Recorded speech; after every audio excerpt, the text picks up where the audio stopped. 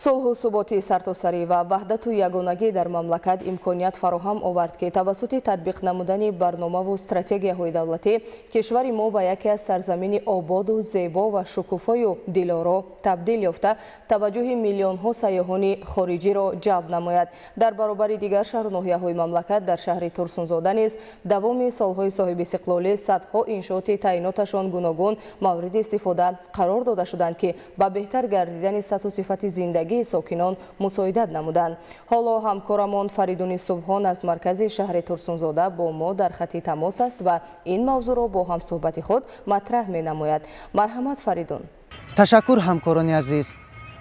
در سالهای صاحب استقلالی مملکت با طرحریزی و عملی نمودن برنامه و استراتژی‌های دولتی میهن عزیز سال از سال رشد و پیشرفت کرده در تمام مناطق کشور کارهای سازندگی و بنیادکاری جریان دارد. حالا ما امکان داریم با ساکن شهر ترسونزاده عبدالقهار قاسم راجع به دستاورد و مظفریت‌های زمان صاحب استقلالی اینچنین صلح و ثبات سرتاسری و تنظیم و آسایشتگی وطن صحبت آراسته باشیم. سراول می‌خواستیم اندیشه‌های شما را راجع به دستاورد و مظفریت‌های میهن عزیز شنیده باشیم. از جمله در شهر ترسونزاده پیشروی و آبادانی‌ها چگونه به نظر می‌رسد به اندیشه شما؟ باعث خوشنودی است و سرفرازی است که تاجیکستان عزیز ما به یک گلباغ محبت تبدیل یافته و بسیار هم زیبا و یعنی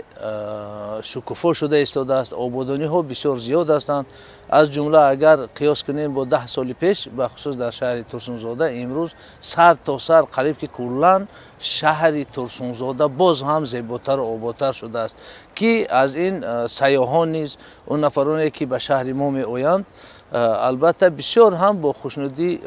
یعنی ابراز می‌دارند و حتی در تحیر می‌مانند که این قدر دیگرگونی باوری اشان نمی‌آید که چخیل در یک فرصت کوتاه تاریخی یعنی تاجیکستان این قدر دیگرشون شده است و بخصوص در شهر ترسونزاده نیست و کمی نیست چون در همین شهر هستم همیشگی ما البته باعث دیدار است در این موضوعی که امروز ما قرار داریم بخصوص من همین بسیار هم یک باغ زیبای فراغتی برای مردم شهر یعنی که آنها اومده در اینجا بعد روز کاری استراحت بکنند بسیار هم زیبا که شخصا از جانب پیشوای معظم ملت گشوده شده بود و پیشنهاد مردم شهر ترسونزاده شده بود و این آبادانی ها البته باز هم یعنی تکان بخش هستند تکان بخش مردم کشور می باشند تا اینکه باز هم بیشتر تمام همون نیروی ذهنی و نیروی جسمانی خود را برای زندگی باز هم خوبتر برای باز هم پیشرفته و برای پیروزی و موفقیت های بیشتر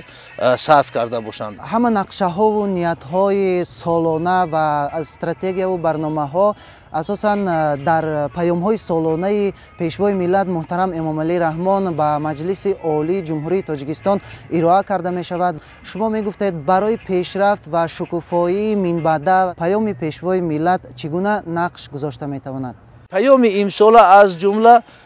بسیار هم یک پیام خاطرمان است. یک پیامی هست که یک دوره دیگری رشد کشور را برای ما تقاضا میکند و چون در پیام خود پیشوای معظم ملت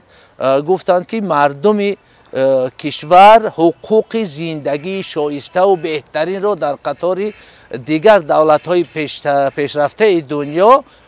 دارند. یعنی که امروز پایه های دولتداری مستحکم گردیده تمام شرایط ها برای آن فراهم آمده است که مردم ما باز هم خوبتر و بهتر زندگی کنند. شرایط ها فراهم آورده شده است. یعنی امروز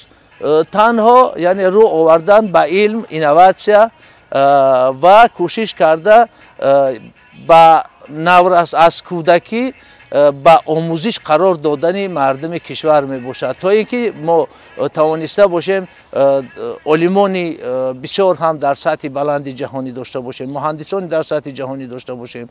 تا اینکه اندکون از همین شرایط ها استفاده بوده